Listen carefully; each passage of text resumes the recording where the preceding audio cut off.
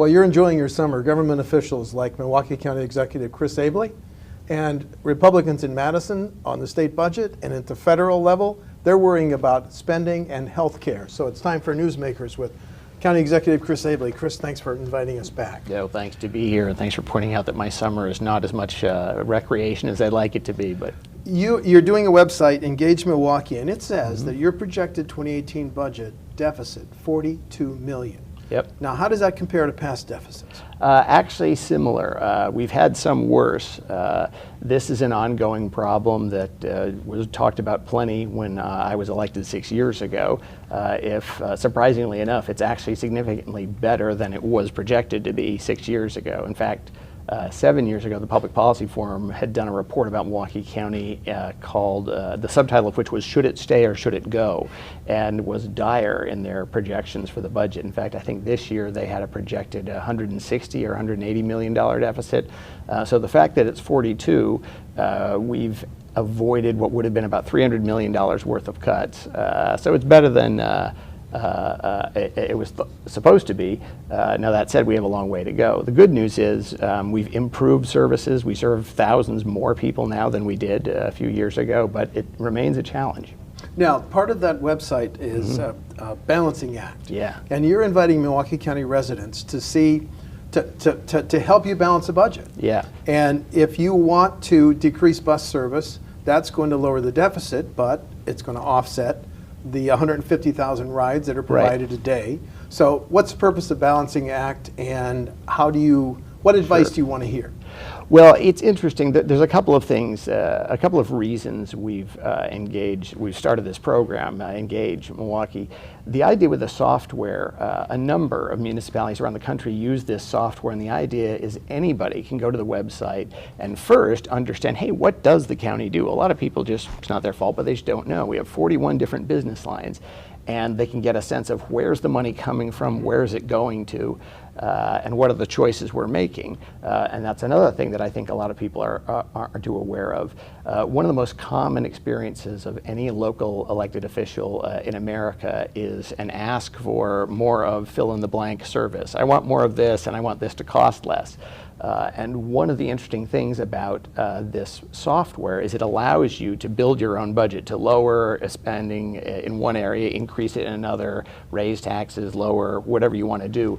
But in order to actually submit it, it's got to be balanced, hence Balancing Act.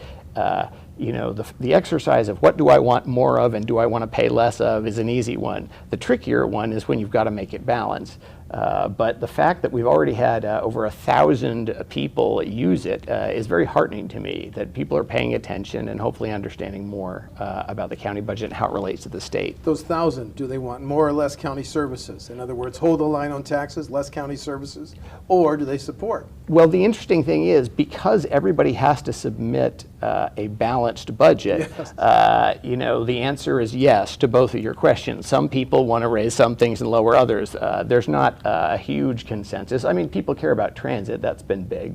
But it's sort of like any poll. You're always surprised by some of the responses.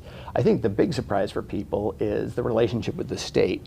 I know Mayor Barrett's talked about this a little bit relative to the city, but the same is true for the county. Our biggest source of funding here at the county is the state.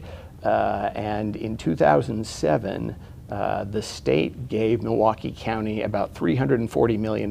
That's our shared revenue and all the aids formulas that that fund county government. By 2015, it was down to about 170. So 340 down to 170. In that same period, cut in half. The money that Milwaukee County sends to the state, because we have developed more jobs and we've got more companies, increased by about 200 million. Actually, I think a little bit more. And that's just a very tough bit of math for us to grapple with. And I think it's something, as the mayor says, it's a relationship we have to rethink, because, you can't do this forever. I look at it and I see a state biennial budget that keeps going up. I see the amount that Milwaukee County has been sending to the state going up, and I see the amount that's coming back going down. And that's the principle of return to origin, which is how a lot of states think about returning locally generated money to those communities, is something we got away from in the early 70s, I believe. but it seems like it might be a nice time to revisit. That 42 million projected deficit, does that threaten bus service? Yes, it does. Also, what threatens bus service is the fact that now it's been 7 years, 8 years since we had an increase in funding for transit. So Milwaukee County gets less now than it did in 2009 for the bus system. And in the ensuing 8 years, things haven't gotten cheaper. And so by the way we've maintained routes and kept fares low is by pulling in more local tax levy to the gap. So we put in millions more now locally than we used to.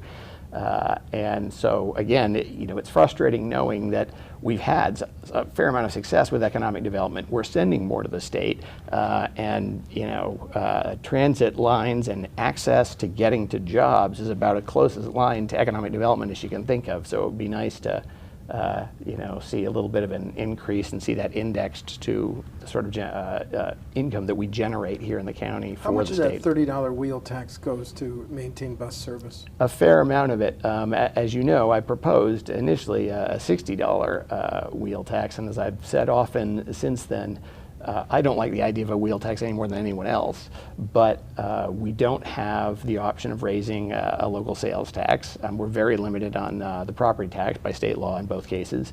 The wheel tax is the only option local governments have, and as I said before, if the funding that Milwaukee sends to the state was coming back at a rate that it used to, this wouldn't be an issue. But what's happening is the county is sending significantly more to the state than it used to and getting back less. If that gets changed, and there's another way to do it, I'd be the first one proposing to get rid of the wheel tax. There's nobody who actually likes really any kind of tax. But the reason I proposed 60 is that would have kept us at a sustainable level. And I'm not interested in sort of half measures. It got passed at a $30 level, which means we have about $14 million to make up. We'll be able to get through this year without any major increases on transit, but at some point, and sooner rather than later, unless things change, we're going to have to raise fares or cut routes, and that's something I've worked really hard to avoid doing. Do you expect your 2018 budget to include going back to a $60 wheel tax because of these constraints? Well, we'll certainly talk to the county board around it. I mean, I thought it was interesting that when the county board had their budget hearing and they talked about the $60 wheel tax, you had the independently elected county comptroller here, a position that was created as a result of the pension scandal years ago. Yes. Their sole job is to sort of canary in the coal mine on the fiscal challenges. And for the years he's been in office, he hasn't really raised the flag. Here, he did. And he said to the board, you ought to do at least $60. Rob Henkin at the Policy Forum also went, both of them testified at the budget hearing. The MMAC testified, AFSCME testified. I mean, how many times do you get the Metropolitan Milwaukee Association of Commerce, AFSCME, the Public Policy Forum, and all these groups saying, you need to do this. They're seeing the same numbers that I'm seeing. So we'll revisit it. Again, I know that nobody loves the idea, and I don't either, but until we can get the state to sort of change the way it thinks about funding local municipalities, we're going to have these issues, and it's going to be tough. The governor's budget in February recommended $26 million to help you replace part of the bus fleet for the transit system. Joint Finance changed that, said we'll keep this pot of money, but all transit systems will have to compete. Right. How optimistic are you that you would that your bus system would still get a big share of that pot? Well, obviously, we'll apply for it. When I put together budgets, especially when it involves your money, as I would say, I budget for the apocalypse. I have very conservative assumptions. I mean, I shoot for unprecedented, but I'd rather have a positive surprise than a negative one. We will be aggressive in obviously applying for as much of the funding as we can get. My frustration is the way we got to this agreement with the state is we've got a good relationship with the governor's office, and they were looking at different ways to use this VW settlement. And we had some of our folks sit down with some of their folks to try and look for a solution that would help both the state and the county. And that's what we had gotten to. But as I like saying, we got there because we sought to look for a solution for both of us, as opposed to this sort of combative stuff that happens a lot. It was sort of frustrating to see that. And the county would have had to repay that over an installment period. Yes, but a lot less, Yes. you know, I mean, zero interest. It was a net about $9–10 million positive for the county. But it was good for the state too. And I think the broader point though is I like working with you know, our friends at the state and other municipalities, regardless of party. Anytime we can find ways to help each other. I think a lot of times we just don't try enough. It's almost never the case that you can't make small improvement, and it's often the case that you can make large improvement, but again, if you let yourself, and I think most people in the country would agree that's something we need to get better at. That recent report, the recent audit on the pension system, errors rife throughout. Yeah. People being underpaid, overpaid. Yeah.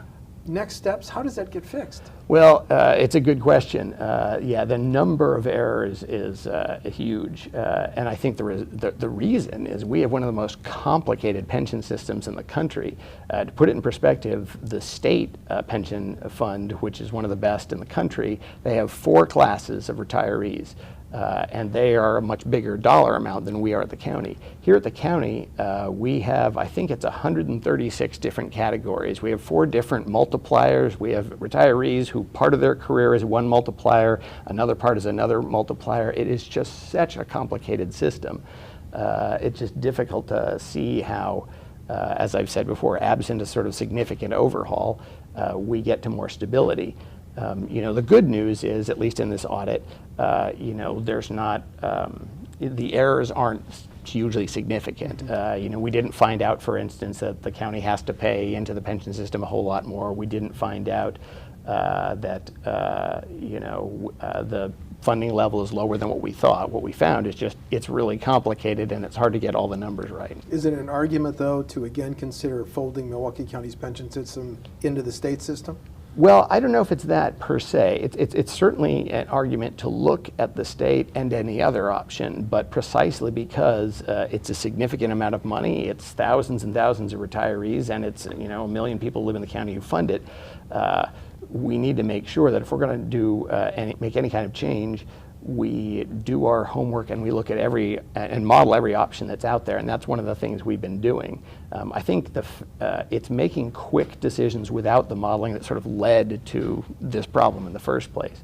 But that's what we're committed to do. Like I said with the audit, you know, we're going to dig until there's, you know, no more digging to do.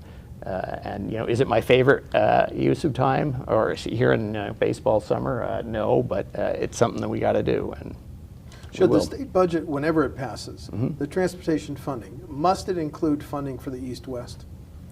How critical is that to your county? I don't know that it's super critical. I mean, the way I think about it is that's one of a bunch of proposed major projects. And when the DOT talks about, the Department of Transportation talks about the major projects, it's $1 billion plus.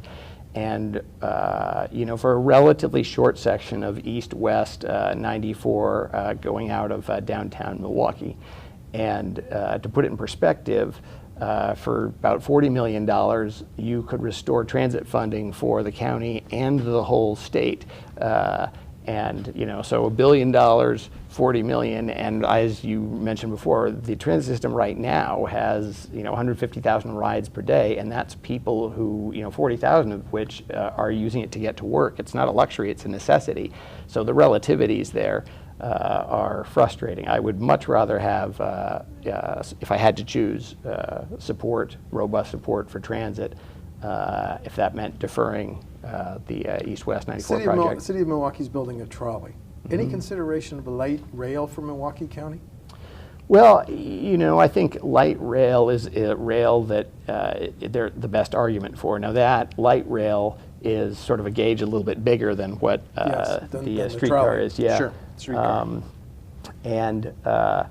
You know, the issue, though, that both the city and the county have on transportation funding is the federal budget, which In the proposed budget, it's the program that funds, one of the big programs that funds the streetcar and one of the big programs that would fund our bus rapid transit are being eliminated, along with a lot of other things. I mean, the proposed budget at the federal level would cut about $70 million from the county all over.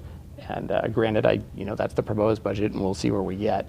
But that's another thing that keeps me up at night. Is that your biggest fear with the proposed Trump administration budget, although it hasn't been fleshed out? Right. Or are you afraid of the cuts to Medicaid? Because the county's budget is $343.8 million in health and human services. Yeah. What would cutting Medicaid mean potentially to your county? Cutting Medicaid would be devastating. The county, well, all counties, as distinct from cities, we provide a lot of social services. We do aging and disability and mental health, and we serve a much larger number of people, and it's often the most vulnerable and the least among us. And when we get it right, we're empowering them. But one of the tools and resources we use is, among other things, Medicaid. And I look at some of the proposed cuts, and I honestly, I'm not really sure how we would absorb those without having to make some pretty significant cuts. Similarly, Milwaukee, the county, did the vast majority of the work that led to winning the White House challenge a couple of years back, meaning we got about 58,000 more people healthcare coverage, who hadn't had it before, which the county has actually saved us money because we serve everybody, and when people come in and they're covered, they're covered. We don't have to backfill with local tax levy, and also they're better able to get jobs and kind of build their lives, and we have a healthier workforce. I worry also about potential changes to the Affordable Care Act, but in these jobs, I've got a whole lot of pieces of the budget, and my job is to work with what I got, not what I'd like to have. So I've got models for different eventualities at the federal level. President Trump's proposed budget, the basic outline, also zeroes out Great Lakes research. Is that part of your consideration? That is. I and many others, Republican and Democrat, have spoken out against the elimination of, I think it's about $300 million program to keep the Great Lakes restored. I mean, anybody who follows the news in any part of the state, has been reading stories about increasing instances of invasive species, plants, fish, and it has a very real impact on our economy. I mean, even if you're not someone who is primarily driven by preserving the environment, if you like preserving your budget, there's a lot of issues to be concerned about. And again, $300 million in the federal budget is relatively small. The federal budget is great if you like aircraft carriers. I'm assuming that's a relatively small but well-organized, apparently, group of folks. But the stuff that's been proposed to cut, along with the Great Lakes Restoration Initiative, is frustrating. I mean, the home funding in HUD, a lot of the enormous progress we've made on homelessness would be very difficult to maintain with some of the cuts they've proposed in the federal budget. Milwaukee in the last 2 years has lowered our point-in-time count for overall homelessness, not just chronic homelessness, at a rate that is faster than any metro in the country. For years and years and years, we hovered around 1,500. We have plummeted. It's around 900 now. That's saving us money. And it means, and we've been using the Housing First model, permanent housing. This is the stuff that people should be excited about. I mean, Milwaukee leading the country on addressing a very serious issue.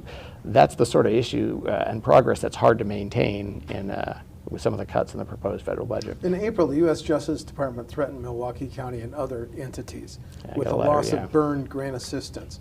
Can you update us on that? Has that been resolved? I mean, the potential penalty for Milwaukee County, $900,000. Yeah. Is that threat still out there, or has it been resolved? Well, it sort of depends on who you ask. So just as a refresher, I was one of 10 local elected officials who got a letter along with an accompanying press release letting the world know that this letter had gone out from the Department of Justice. That press release said that all of these jurisdictions were crumbling under the weight of illegal immigration and violent crime.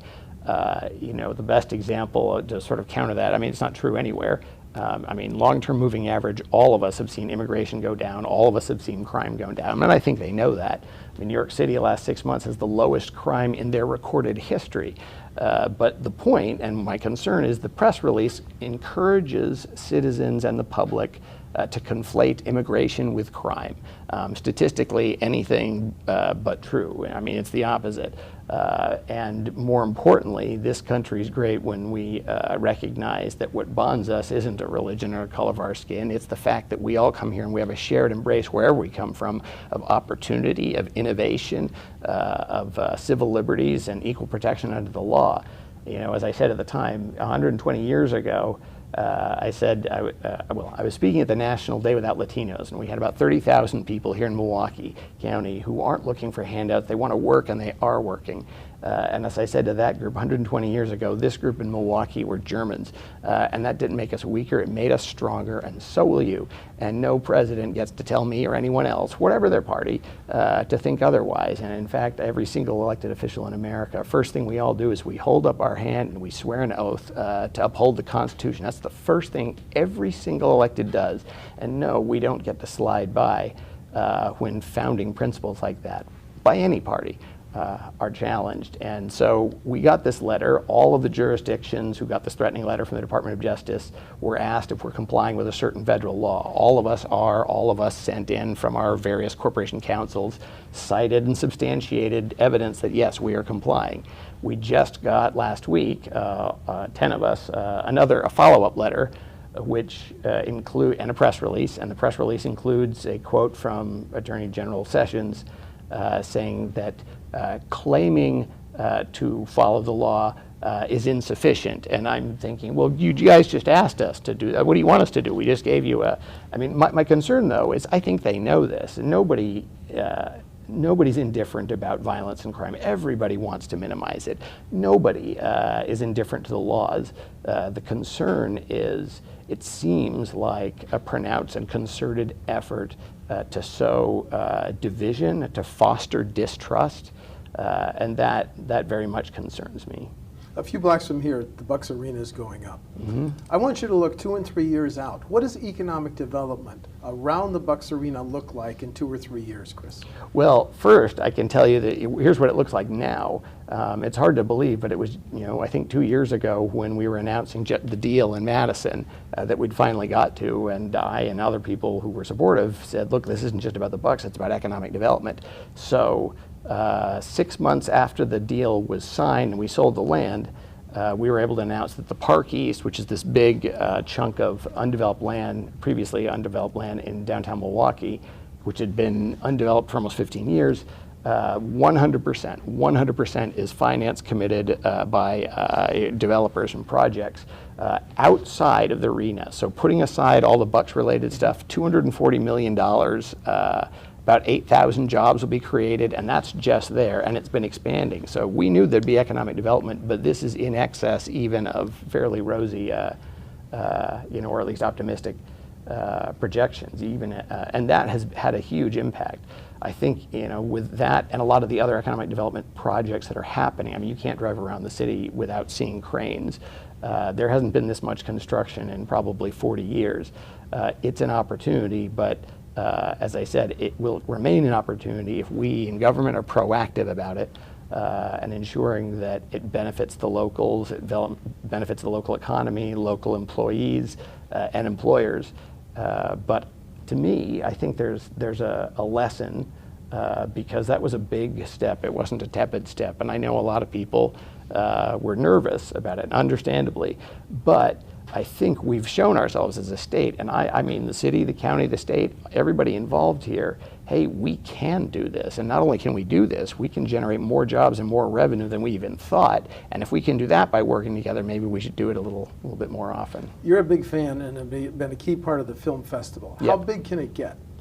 Well, full disclosure, I'm also a founder of the film festival, yes. But I've always told people I'm the most unapologetically proud Milwaukeean you're ever going to find. And if there's something that sometimes frustrates me is that we can be very cynical here. We talk ourselves out of how high we should aim.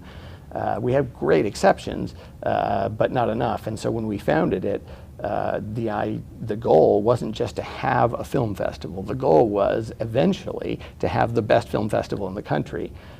We started in the year of the recession, worst year ever to start a new nonprofit. We were sued for 3 years, whole complicated mess, but we thrived. And in our 4th year, we were bigger than the Chicago Film Festival. In our 6th year, we were top 10 in the country. And as of last year, top 5. We have Oscar winner John Ridley on our board. We've done enormous amounts to support the local film industry, always with a commitment to building it. And we just announced that we're going to be able to control the Oriental Theater. So everything people love about that theater is going to get better and restored. And the things that people don't like will be improved. We'll have world-class projection, sound, etc. The public areas will have more opportunities in them, and will be presenting year-round as opposed to just during the festival. So look out Sundance, look out Cannes. Look out Sundance, look out Cannes. Actually, I have a friend who's the Salt Lake City mayor, which is what they call the county exec out there, which is sort of odd, but he's my counterpart. And I was with him in Salt Lake at Sundance, and I was wearing my Milwaukee Film t-shirt. And a number of people came up to me and said, "Hey, you're involved with Milwaukee Film? Those guys are exciting." And I said to my friend Ben, the Salt Lake County mayor, "Oh, you've got a nice little festival here too." But yeah, I say stay tuned for Milwaukee Film. Almost out of time, just a couple more questions. 63% of the Milwaukee County tax base is residential. This Friday Supreme Court ruling, which says that homeowners don't have to let assessors and appraisers into their homes, are you worried about that upsetting the tax base potentially? Potentially, yeah. I mean, I'm still trying to understand what controls will obtain beyond that, because I understand, I think the principle that they're getting at in the court decision, but there's also a public expectation that, you know, everybody, whatever the tax rate is, if it's set, once it's set, that everybody is, you know, paying fairly and equitably. And so there's got to be some uniformity clause. Right, the uniformity, yeah. So I guess we'll see how that works out in practice. Okay, let's talk a couple personalities. There's a Yeah. recall movement involving Mayor Barrett. I saw You that. think yeah. it'll go anywhere? I don't think so. I'm not really sure. Obviously it's not something I support, but it seems a bit more emblematic of a kind of sort of stunt politics that we're seeing more of. Independent of everything else, our democracy has a pretty good system for getting people into office and getting people out of office. And I don't think recalls are necessarily per se a bad thing, but they're not a toy, and I don't think we demean them when we use them recklessly. You don't expect a vote then on whether he should stay in office? I don't think so. Okay. So. Sheriff Clark, do you expect him to finish his term? That's a good question. Functionally, he hasn't viewed Milwaukee County Sheriff as sort of a full-time job in some time. He's not around, certainly in the building and often in the county, an awful lot. He hasn't been an active manager for a while. Every year I've been here, his budget has deficited. He's got great people in his department. I know, I work with them, they're good folks. I've said for a while, I think the county deserves better. Regardless of somebody's politics or personality, if you ask voters to put you in office, it is reasonable for them to hold you accountable for actually serving in that office. And that's a bar that I don't think he's met. Do I think he's going to come back? I'm not really sure. The tone of some of his remarks publicly has been, he kind of thinks he's bigger than Milwaukee. And his recent, he seems like he's burned an awful lot of bridges. He's got these ongoing investigations into deaths at the jail. He's got the biggest deficit he's had this year. I'm not really sure what the incentive would be for him, but I guess we'll see. And then final question, there are now 5 Democrats, including Mr. Gronick, getting in today. Your impression on the assembling field of Democrats that want to beat Governor Walker? It'll be interesting to see when, we get closer to the election, who's kind of a serious candidate, who's staying in, and we find out a bit more about, what they all stand for. I don't know the young guy Harlow that much.